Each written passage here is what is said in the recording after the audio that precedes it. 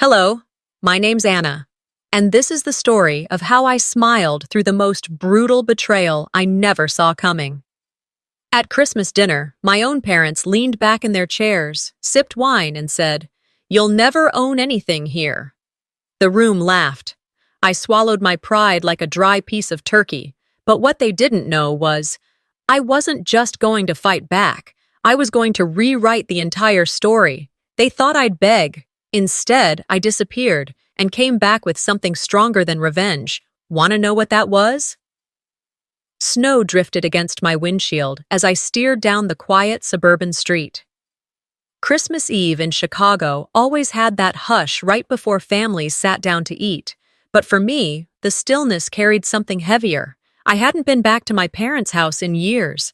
Every mile I drove closer felt like peeling away the distance I had worked so hard to build. Mom's voice had sounded almost gentle on the phone last week, an invitation I hadn't expected. "Come for Christmas dinner, Anna. It would mean a lot." That softness was new. It had been enough to make me hesitate before saying yes. The porch light glowed like a stage lamp as I parked in the driveway. I sat for a moment, hands still on the wheel, rehearsing my expression. Polite, neutral, untouchable. Inside, I could already hear music playing. Bing Crosby, of course. The same record they'd played when I was a kid, back when I still believed I was wanted. When I walked in, the smell of cinnamon and roasted ham hit me. Mom swept across the foyer in a red sweater dress, arms out like we were long-lost friends. "Anna, look at you! We're so happy you're here!" Her hug was brief but showy, a gesture more for the cousins in the living room than for me. Dad appeared behind her with a wine glass in hand, his laugh booming. Our wanderer returns. The house itself looked like a catalog spread. White lights, polished floors, a roaring fireplace. In the living room, Isolde floated from guest to guest, topping off glasses, touching shoulders, her smile practiced and perfect. She'd always known how to command a room, and she still did.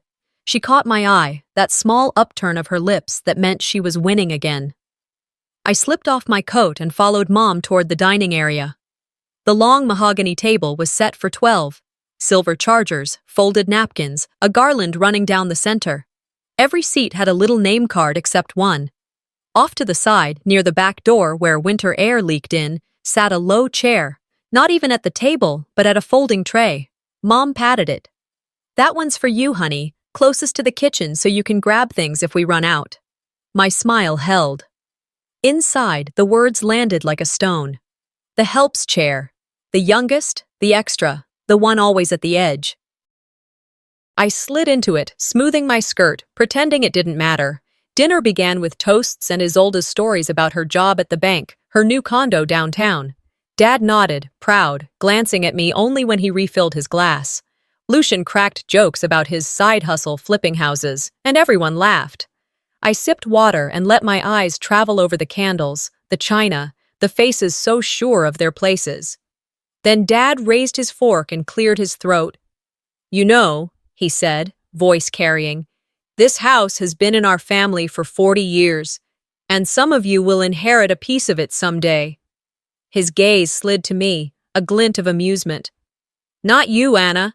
You'll never own anything here, not even a seat at the table." The table erupted in laughter. Even Mom gave a tight smile. Isolde covered her mouth, pretending to stifle a giggle. I lifted my glass and chuckled softly, but something inside me shifted. The sound around me blurred. All I could hear was my heartbeat and the echo of every holiday spent clearing plates while they celebrated each other. As the noise died down, a memory flickered. Me at 12, clutching a handmade ornament I'd been proud of, only to have Dad call it clutter and toss it back in the box. Another flash, me at 16, staying late to serve drinks at Mom's book club while Isolde got praised for her piano recital. They'd always told me, "Be grateful, Anna, family comes first." But family had meant everyone else. I straightened in my little chair and forced another smile. This time it felt different, like the skin of an old self peeling off. I wasn't smiling to survive, I was smiling because I was done. I glanced at Dad's place setting and noticed, half hidden under the folded napkin, a small stack of documents with blue signatures visible along the edges. Something about the way he covered them with his palm made my stomach tighten. I reached for the gravy boat, my hand steady, my mind already turning. This time, I hadn't come back for their approval. I'd come to witness who they still were, and to say goodbye to the girl who needed them. I let my hand hover above the gravy boat a second longer, my eyes flicking to the edge of the papers near Dad's plate. Blue signatures, legal letterhead, the faint smell of printer ink still clinging to them. He slid his palm over the stack, as if to straighten it, but I knew a cover-up when I saw one. Years of working corporate taught me to read the room without moving my lips. I reached for the gravy, poured slowly over my mashed potatoes, and forced my gaze away. If they wanted to play theater, I could sit through the act. The atmosphere shifted as Mom rose from her chair, clinking her fork against her wine glass. "It's time for gifts," she said brightly, voice a little too high. Lucian clapped like a child at a birthday party. Wrapping paper rustled. Isolde stood, radiant as ever in her emerald dress, holding a tray of small boxes wrapped in gold paper. "To carrying the family name forward," she declared, "to responsibility." She turned toward Dad, kissed his cheek, then faced the rest of us. "I wanted to give everyone something personal this year." She handed Mom and Dad monogrammed wine glasses etched with her initials. Cousins got engraved keychains. When she reached me, she passed over a slim, scuffed journal with a discount sticker still half attached. "You like to write, don't you?" she said, as though it were a favor. The room chuckled softly, a chorus of polite appreciation. I opened the journal, thumbed the blank pages, and smiled. "Thank you," I said, my tone level, my mind already piecing together the pattern. Legal documents, a toast to responsibility, gifts that felt like branding. Then she dropped it. "I'm thrilled to share," she said, eyes bright, "that Dad and Mom have asked me to take on power of attorney for the family trust.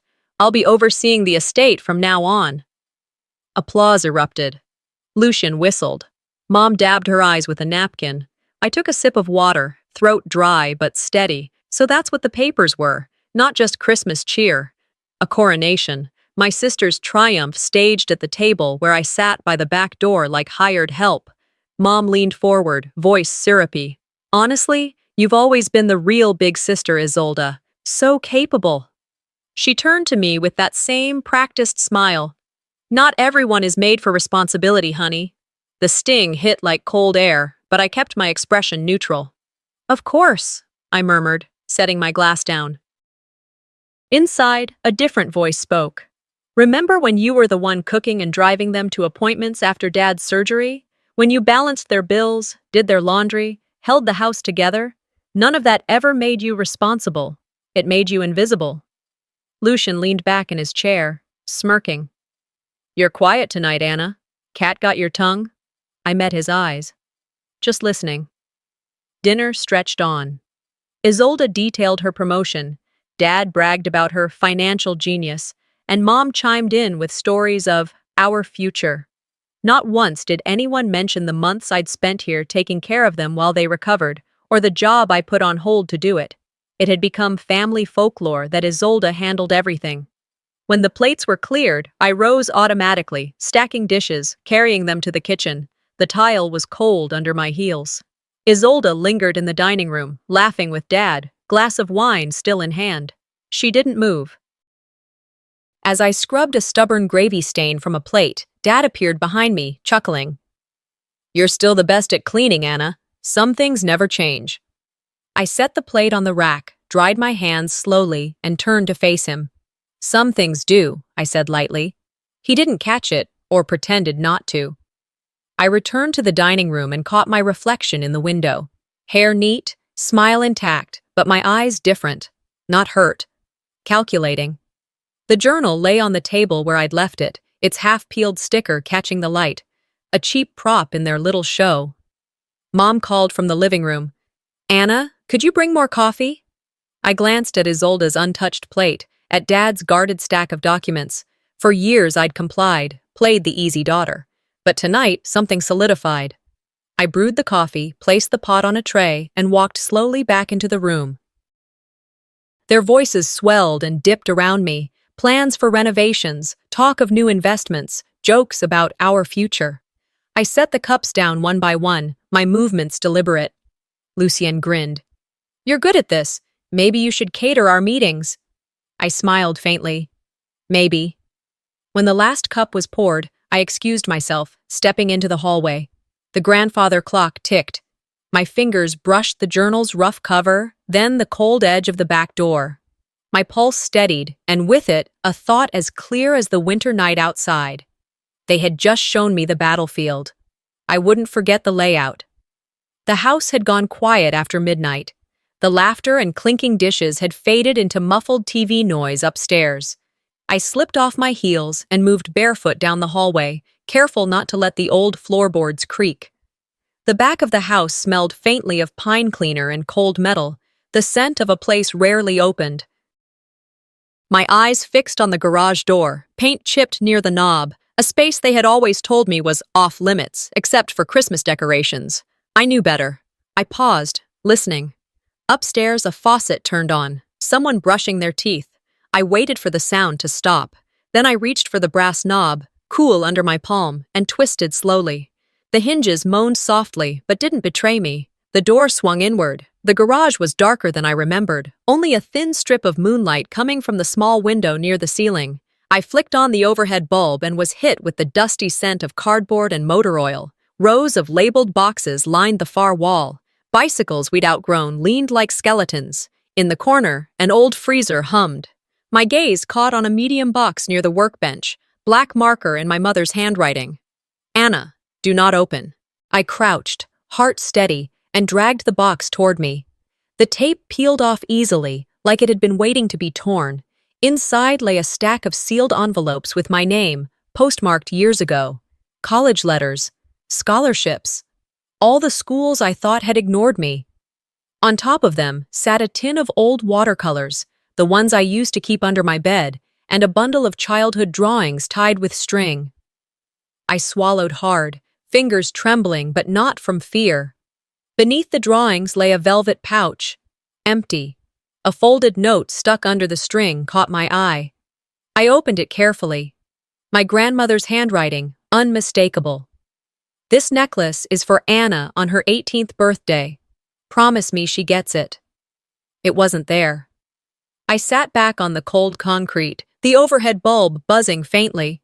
My whole body felt like a cord pulled too tight. All those years thinking I hadn't been good enough for certain schools, that my applications had been weak. All those hours of painting, thinking no one cared. They had hidden me in a box and then written, "Do not open," as if my life were an inconvenience. A car passed on the street outside, its headlights slicing through the window. I took a breath, slow and deliberate. Pain gave way to a kind of clarity I hadn't known before. I wasn't a child on a cold garage floor. I was a grown woman staring at evidence. I stood and crossed to the safe tucked into the corner wall, behind a rolling tool chest. Dad had never changed the code. He liked routine too much. My fingers remembered the pattern. The lock clicked open. Inside, neat stacks of papers, some bonds, a few family photos, and on top of Isolde's baby book, like a trophy, lay the necklace. My grandmother's pendant, delicate gold chain glinting under the dim light. A strip of masking tape lined the inside of the lid with my mother's writing, "Keep this until Isolde's wedding." I stared at it, the cool air of the garage wrapping around me like a shroud, years of devotion, erased and reassigned. The theft of legacy wasn't a metaphor. It was right here in my hands. I didn't touch the necklace. Not yet. I closed the safe gently, letting the lock slide back into place. This wasn't the time for a scene, not the kind they expected. Back in the hallway, I padded to the guest room they still called Anna's room. The same faded quilt on the bed, the same squeaky dresser. I shut the door, turned the lock, and sat at the desk. My laptop hummed awake. Old files, legal templates from my work days, sat waiting in a folder labeled Contingency. I opened one. Petition for Probate Dispute, California Inheritance Code Section 850. I wasn't in California, but I knew the codes that mirrored our states. I'd studied them for clients who were cut out of estates by manipulative relatives. The screen cast a pale glow across the room. My hands moved without hesitation, pulling dates, names, trust numbers from memory. Evidence sat 20 feet away in the garage. This wasn't going to be a plea, it would be a case. A clock chimed softly from the hallway. It was past 1. Upstairs, someone flushed a toilet. I sat back, eyes burning, not from tears, but from focus. This was no longer about a chair at the table. It was about a pattern of erasure stretching back decades. I saved the document and closed the laptop. The house felt different now, smaller, almost fragile.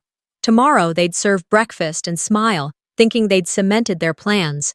But a petition once filed moved faster than whispers. I slid under the quilt and stared at the ceiling, the pattern of tiny blue flowers blurring in the dark. My heart slowed, even as my mind calculated the next steps. I wasn't ready to confront them yet, but someone else was. I woke before dawn, pale fingers pressing at the glass window as early light tried to push through gray clouds. My breathing felt loud in the quiet house. Below in the kitchen, I could hear the kettle hiss to life. Someone else was awake. Imperfect timing, but no surprise. I slipped on a robe and walked down the hall in bare feet. The old hardwood floor creaked beneath my steps.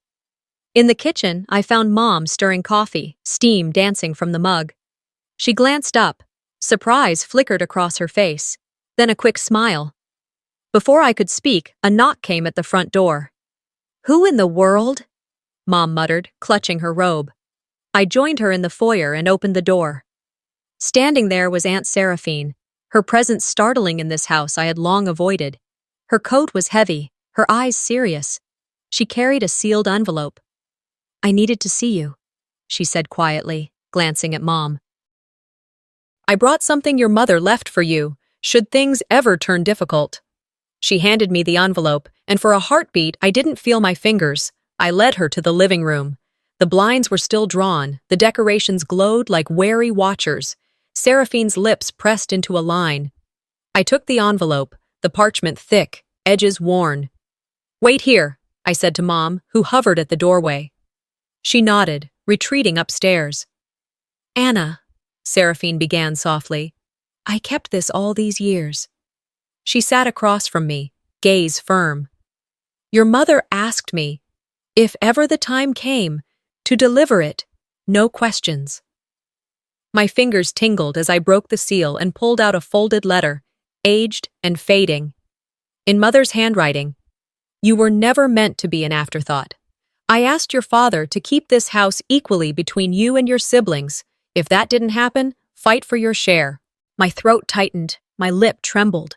The words felt like keys unlocking something inside me that had long felt locked. "Your mother and I were at odds after she passed," Seraphine continued. "She told me things. She said you weren't raised by her in the same way. After her death, you were treated more like an obligation." She paused. "That was never her wish." I pressed the letter to my chest. The air in the room felt charged. Downstairs, the front door creaked. Dad entered, footsteps heavy on the rug. Mom followed, clutching her robe shorter. They froze, eyes flicked between us. Mom's mouth parted, but no words came. Isolde appeared next, yawning, her hair loose over her shoulders. "What's going on?" she asked, suspicion coating her tone. Seraphine stood. "I came to deliver this to Anna. It was always hers." Isolde's eyes narrowed.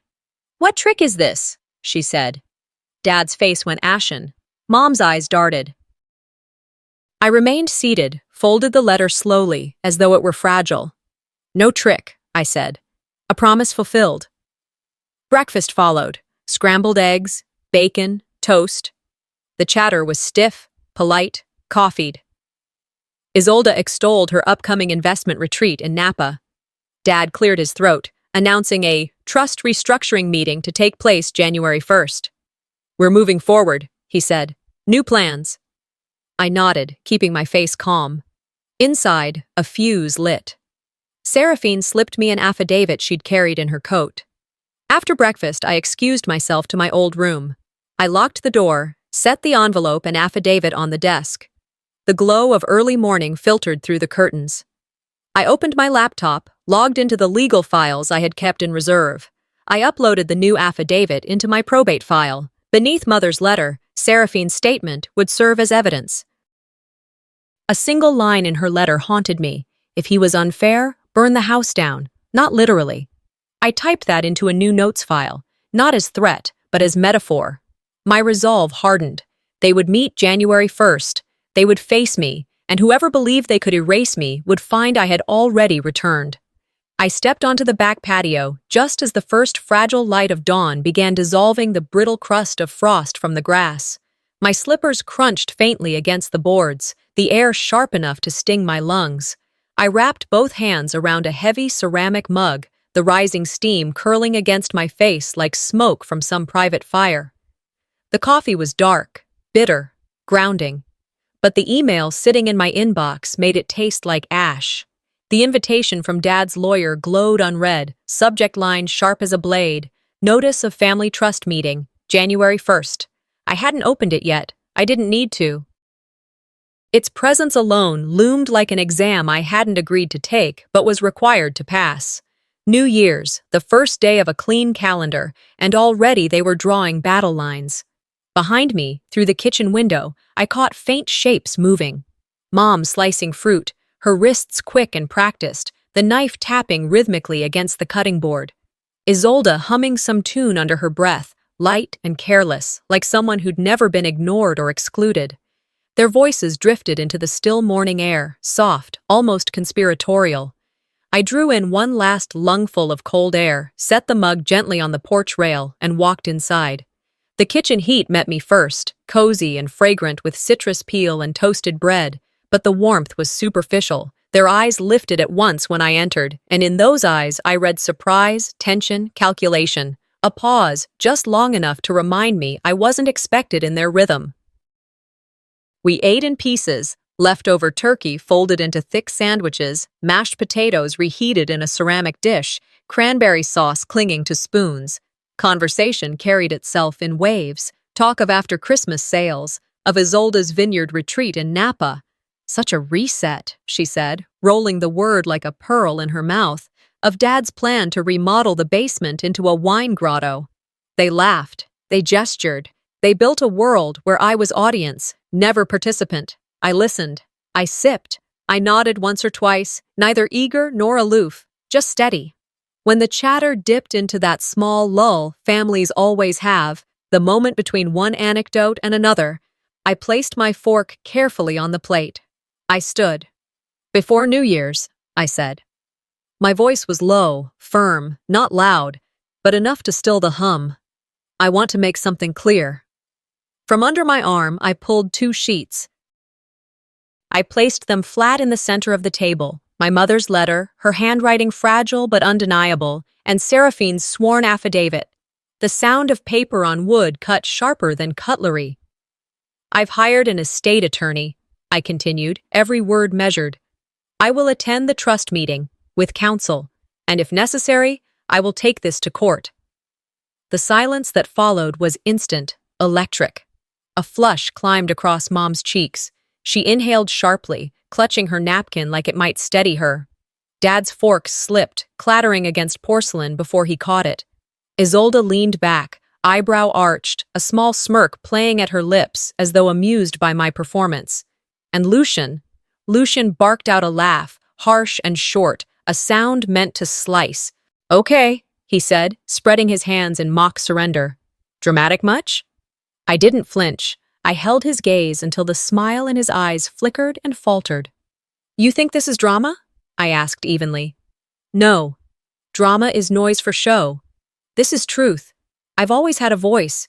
You've just talked over me. His mouth opened, then closed. He fumbled, searching for some witty retort, but found none. Mom touched his arm gently, like she was warning him to stop. Her own voice came, soft but hollow. We never meant to exclude you. The words hung fragile, but the conviction was missing. I stayed seated now, calm, my pulse steady. Anger hummed inside me, but I refused to let it rise. This isn't about revenge, I said, my tone even. This is about being seen, and I refuse, absolutely refuse, to be erased from this family. The words settled like stones dropped into water. No one spoke. No one matched my quiet urgency. But I felt it. a shift. The ground beneath their assumptions tilted just enough for them to feel it wasn't theirs alone anymore. The afternoon waned. I excused myself and climbed the stairs to my old bedroom. The door shut with a quiet click, and I turned the lock. My body sagged for a moment against the wood, but only briefly. I crossed to the desk, the one where I had studied for exams under a single lamp years ago, and laid out my evidence. The letter. The affidavit. My notes. Seraphine's voice came back to me like a refrain. Burn the house down.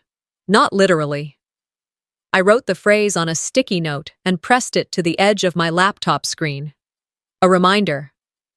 Fire, but metaphorical.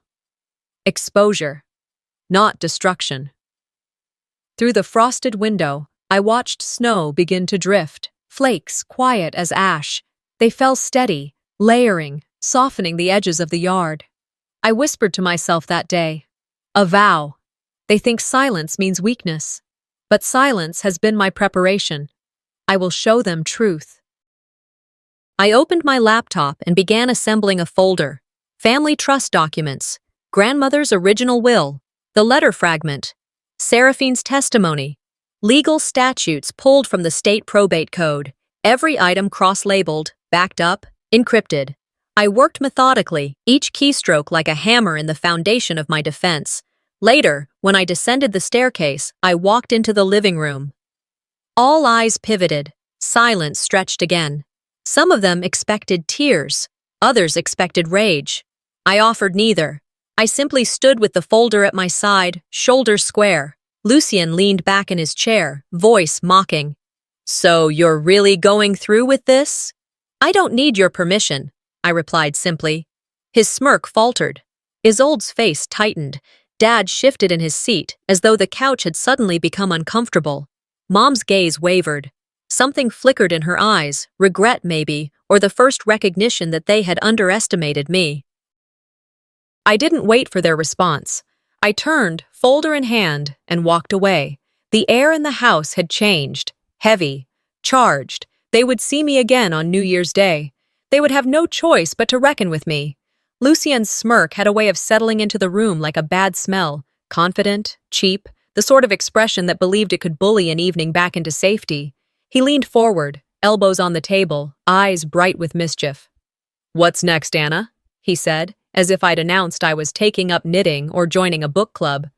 "Suing us for not saving you a seat at dinner?" The house seemed to shrink around his words. Isolde's laugh tinkled from the sofa, the kind of laugh that means everyone knows the joke except one person. I set down my cup of coffee, felt its warmth go cool in my hands.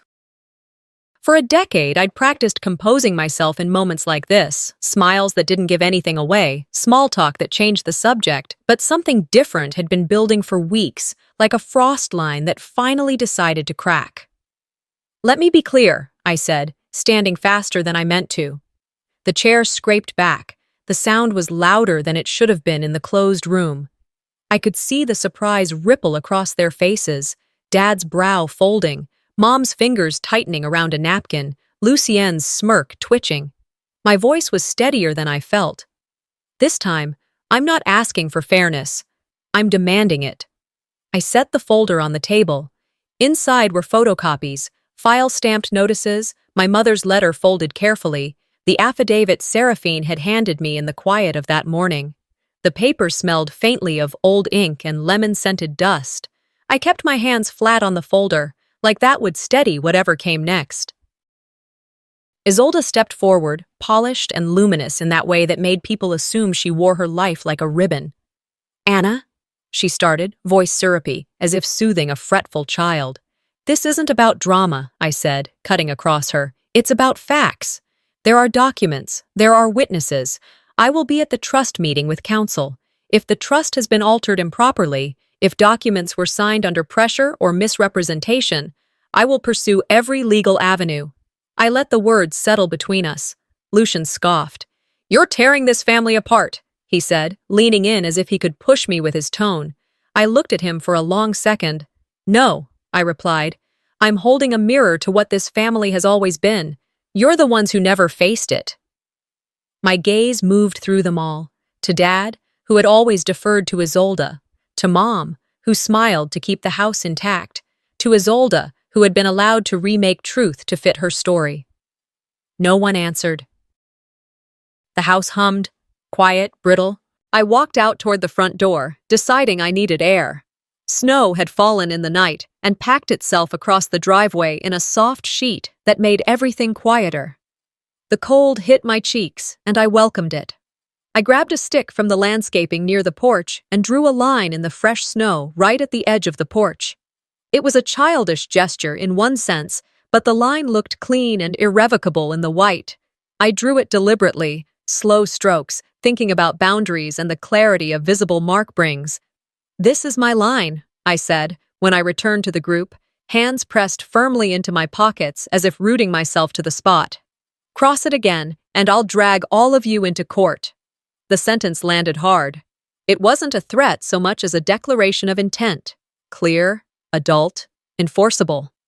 I could see the calculations in their faces. They realized I meant what I said. That afternoon, I filed a notice of intent with the county clerk. It felt anticlimactic to do it online, to type my name into a form and hit submit, but legal processes have a way of turning rhetoric into action. The confirmation email pinged on my phone, time-stamped, official.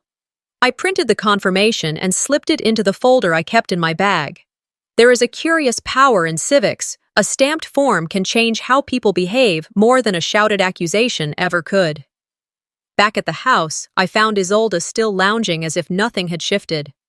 "You'll regret making this personal," she said, voice low, dangerous. "You're going after family." "I'm not," I answered. "I'm going after a pattern of behavior that's been normalized as family for too long." Lucien blocked my way to the kitchen, placing himself between me and the coffee maker like a bouncer in a bar. "You're making the wrong call," he said, pushing his weight into the pronouncement. "Think about Mom and Dad. This will tear them up." I stepped closer until we were only inches apart. The air between us was a winter current. If protecting your version of the family means lying and hiding things, then that family deserves to be torn open, I said. My voice was quiet but unyielding, and if anyone thinks I will stand by and watch them rewrite my life, they are mistaken. There was a tremor in Mom's hands. She had always wanted peace, even if it came at the price of the truth. She tried to smooth the situation with small words. "Anna, honey, this isn't about hurting anyone," I interrupted gently. "It's about ensuring the decisions made are legitimate and fair. It's about respect and accountability." Isolde bristled. "Respect is earned, not demanded," she retorted, the old line her tribe had always used as armor.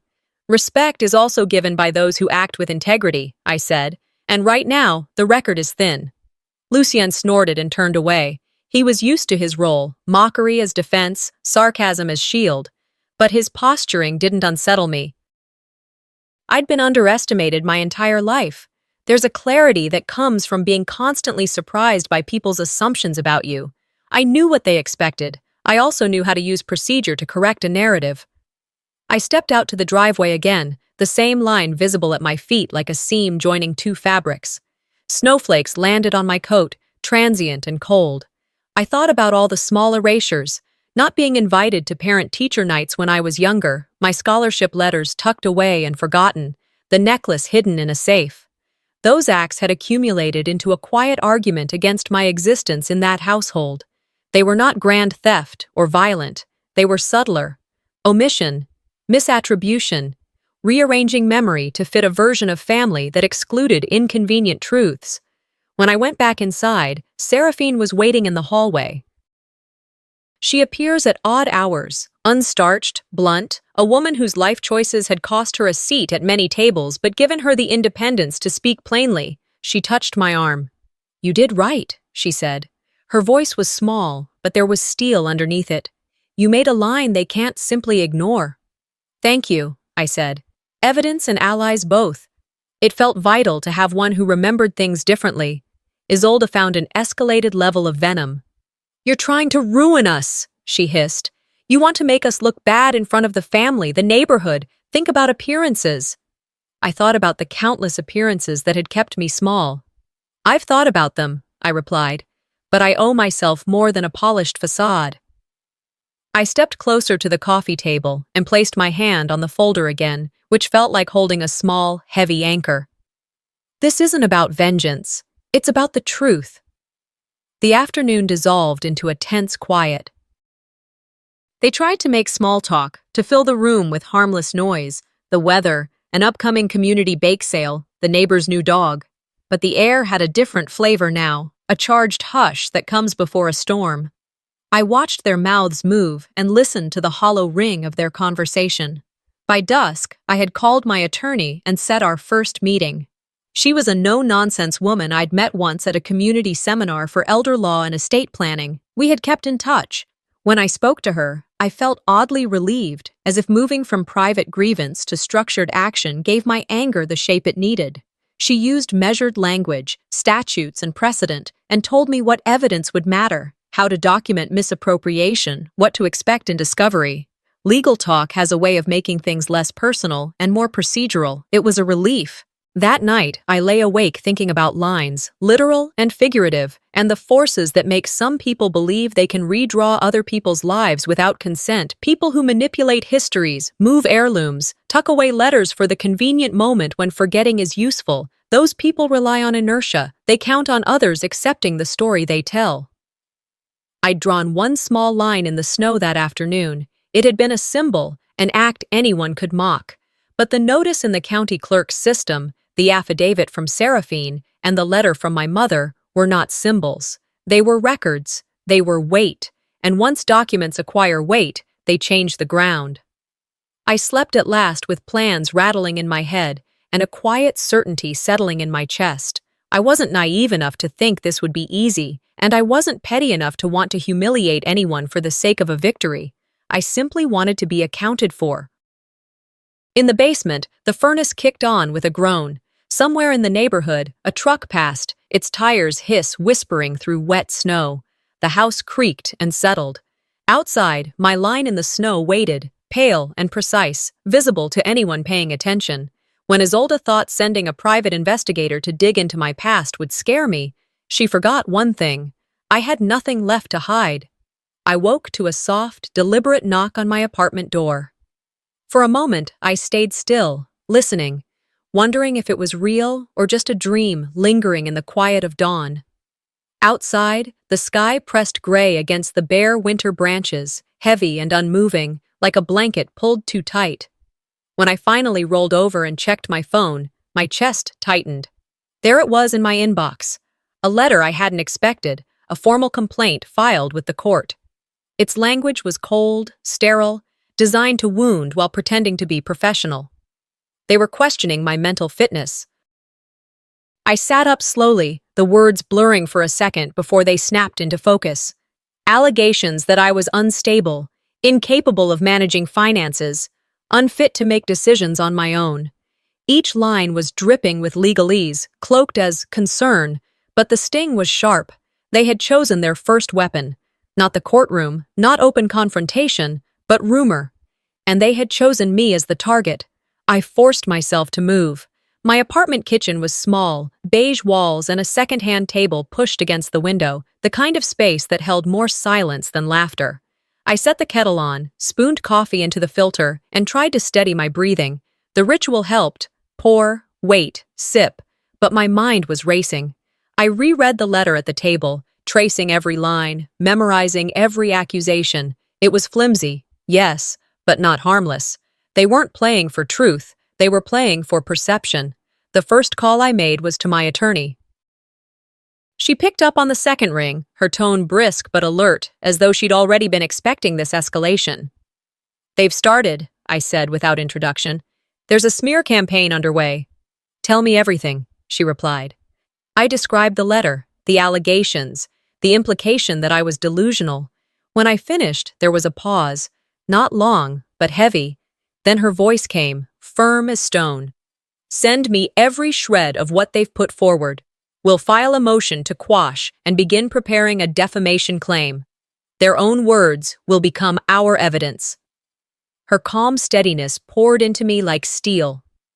Thank you, I said simply.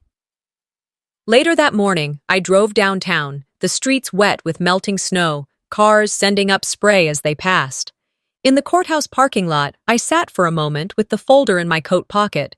Inside were my mother's letter, Seraphine's affidavit, and documents that anchored me to truth. My hands rested on the folder like it was armor. Then I stepped out, heels crunching against slush, and walked toward the courthouse entrance. The marble floor echoed faintly underfoot as I entered. At the clerk's office, I slid my sealed motions across the counter. A request for protective order, motions to quash the smear filings, evidence that harassment had crossed a line. The clerk, a woman with tired eyes, nodded. Her expression carried no surprise. She had seen families do this before. That almost hurt more. That mine had become just another file in a long row of broken names. When I left the building, the sky was still a sheet of gray. Cars rushed by on slick pavement, confident, oblivious. I pulled my coat tighter and headed toward a cafe on the corner, needing a pause before facing the silence of my apartment again. The cafe was warm, crowded with the smell of espresso and wet coats. I slid into a corner booth and opened my phone. The first thing I saw on Facebook made my stomach clench. Local community posts, threads spreading like wildfire. Unstable daughter seeks to ruin grieving parents for cash. Watch out for her. She's manipulative. She forged documents. Everyone knows it. There were screenshots of emails I had written years ago, twisted and cropped to look absurd. Even comments I never made were quoted back at me like confessions. They had sprayed my name across rumor mills, coating me in mud for anyone passing by. For a heartbeat, the panic threatened to rise. But then I did what I had taught myself to do. I stayed still. I screenshot every post, time-stamped them, emailed them to my attorney. Paper trails always outlived whispers. When the waitress came, I asked for tea instead of coffee, something steady, something that didn't vibrate with bitterness. I drank it slowly, letting the warmth ground me. Outside the window, snowflakes drifted down, settling gently on the framed world beyond the glass. Back at home, I sat at the kitchen table again and dialed Lucien. He answered on the first ring, his voice smug, almost amused. "Got something interesting for you," I said, my tone flat, controlled. "I've filed for a protective order, and you're listed as an aggravator." He laughed, short and cruel. "Please, are you really threatening me?" "I'm doing what I should have done years ago," I told him evenly.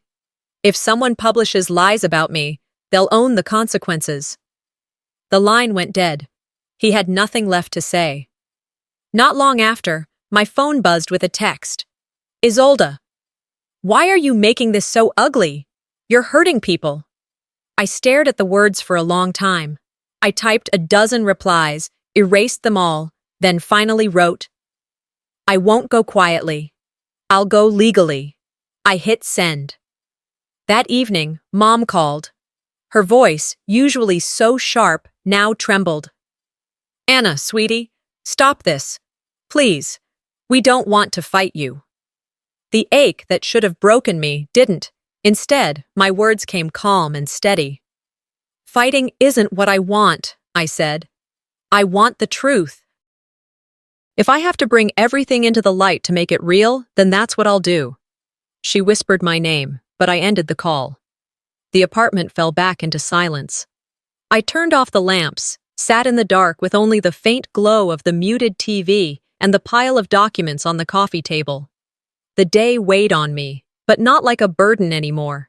It pressed more like purpose, like arms folding around me, guiding me forward. Outside, the wind whispered against the glass panes, rattling the frame. Shadows shifted in the corners. I thought of the necklace hidden in my safe, of the voices that had tried again and again to bury me. My chest was no longer hollow. It was full of strategies, full of resolve. They thought dragging my name through the mud would break me. They thought humiliation would make me disappear. Instead, they had handed me exactly what I needed. Every legal ground, every ounce of evidence, to fight them in the only way that mattered. Not with whispers, not with rumors, but with truth. The morning of the hearing arrived cold and glassy. My breath turned to vapor as I stepped out of the cab in front of the courthouse. Around my neck hung my grandmother's locket, the one heirloom they hadn't been able to pry away. Its weight against my collarbone steadied me. This was the day everything shifted from whispers to testimony. Inside the courtroom, the air was dry and faintly metallic. The clerk called my case. My attorney stood beside me, a calm presence with an open binder full of color-coded tabs. On the other side of the aisle sat my father, Theron, his jaw locked tight. Isolde, immaculate as ever but avoiding my gaze. Lucian tapping his pen like a child caught in class. The judge, a middle-aged woman with silver streaks in her hair, adjusted her glasses. "We're here to review allegations concerning the Whitmore family trust," she said. "Let's begin." We had planned the sequence carefully. My attorney started with a clean timeline, original trust documents from when my mother was alive, revisions made after her death, and the discrepancies in asset transfers. Then came Seraphine, called as a voluntary witness. She walked to the stand in her sensible boots, coat draped over one arm, and swore in without looking at Theron. "I was my sister's executor," she said. "She told me explicitly that Anna was to be treated equally with the others. Instead, Mr. Whitmore and Isolde diverted funds and properties into separate accounts. Anna was intentionally excluded." Her voice didn't waver. For a moment, the courtroom was so quiet, I could hear the heating vents click. Then my attorney played a recording, Lucian at a bar 2 weeks after our mother's funeral, bragging to a friend. His voice, smug and unfiltered. "We'll just freeze her out. She's too soft to fight." The sound filled the room like a cold wind. Lucian flinched, eyes darting at the judge. I followed with my own evidence. The letters hidden in the garage, the necklace taped to Isolde's baby book, screenshots of the defamatory posts, the protective order already granted, each item placed gently on the table between us, like cards in a hand no one thought I'd play. The judge leaned back. "Mr. Whitmore, Ms. Isolde, do you dispute these exhibits?" Theron muttered about misunderstandings and family matters. Isolde tried to frame it as protecting the estate from poor decisions. The judge's expression hardened. "This is not a dining table," she said sharply. "It's a court of law." She ordered an immediate injunction. No asset sales, no transfers, an independent audit of every account within 30 days. And, she added, any further harassment of Ms. Whitmore will be grounds for contempt. Her gavel struck once. The sound echoed like a door slamming shut on years of being sidelined. Outside the courthouse, the air smelled of snow and diesel from idling buses. Seraphine hugged me briefly. "Told you," she said quietly. "They underestimated you." My attorney shook my hand. "We're not done, but we're ahead." I walked away alone, locket warm under my coat, heart pounding not with fear, but with a strange, fierce calm. That evening, against my better instincts, I returned to the family house. The driveway was still lined with the same plastic reindeer. I rang the bell, and after a long pause, Lucian opened the door. No words, just a narrow hallway of silence as I stepped inside. I moved past the formal dining room where, days earlier, I'd been seated by the back door. The chair was still there. The table was stripped of decorations now, bare wood reflecting the weak winter light. Nobody rose to greet me. No one offered me a seat. It didn't matter anymore. In the kitchen, I paused, hand on the counter where I'd spent childhood afternoons peeling potatoes while the others played. Memories flickered. Not as pain, but as confirmation of why I'd fought. I looked up and saw my reflection in the dark window glass. Same eyes, steadier gaze. "I'm not here to reconcile," I said quietly into the room. "I came to remember who I was before you tried to erase me." No one answered. Upstairs, a door clicked shut. I turned back toward the front hall, locket glinting as it caught the light from the chandelier. As I stepped out into the cold evening, a fresh layer of snow had begun to fall, covering old footprints. The estate might be under review now, but I'd already reclaimed something they could never touch, my self-worth. I watched the sunrise through my front window, the frost still clinging to the grass like memory. A single letter lay in my lap, from the probate court. My new home, modest and quiet, stood behind me, a small porch and 2 windows where I could see birds flitting past the feeder. I unfolded the document with steady fingers. The court had ruled in my favor. The estate was ordered to be split evenly among siblings. Lucien was fined for interfering with proceedings. Isolde would face an IRS review for hidden transfers. I would receive my rightful share, though I did not intend to step foot back into that house. I paused, heart thudding, reading and rereading the paragraphs, letting relief wash over me in subtle waves. I felt vindicated, but more than that, I felt home. Not in their walls, but in here. I tapped my chest. The self I had reclaimed had become my strongest inheritance. Later, I sat in my therapist's office. Cozy books, soft lighting, the smell of chamomile and old upholstery. Her name was Marion, a calm guide who wore empathy in her voice. She listened as I stepped through the journey. The exclusion, the hidden letters, the legal hearings, the confrontations. At last she leaned forward. "Anna," she said, "it was never about what you would own here. It was about what you needed to reclaim. And you have done that." Tears pooled. I nodded slowly. "I reclaimed me," I said, voice low but full. The honesty of that sentence felt like air I'd been denying myself for years. Back at home, I lit a lamp near the window and retrieved an old photograph from a drawer. Me and Grandma, arms around each other, her smile soft and knowing. She was the only adult who ever truly saw me. I placed the photo near the sill, letting the light fall across it. That was my anchor, my true inheritance. An envelope slipped under the door caught my attention. I opened it carefully. Seraphine's handwriting greeted me. She had withdrawn entirely from the household after testimony. The letter read, "You taught me noise isn't peace. Thank you." Her words stung and soothed both. I leaned back in my chair, looking out at the snow-dusted yard. My locket glinted in the lamplight, Grandma's gift, still mine. Across the street, a neighbor's car passed softly. Inside my mind, the latest confirmation from the court pinged. I was finished building a war. Now I could start building peace.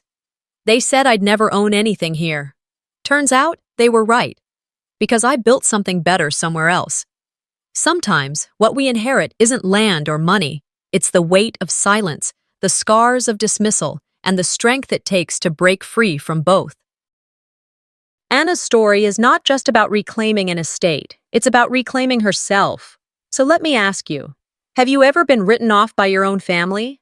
What would you do if they told you you'd never own anything? If this story resonated with you, don't forget to subscribe for more real, raw stories that hit home. And leave a comment. Your voice matters here.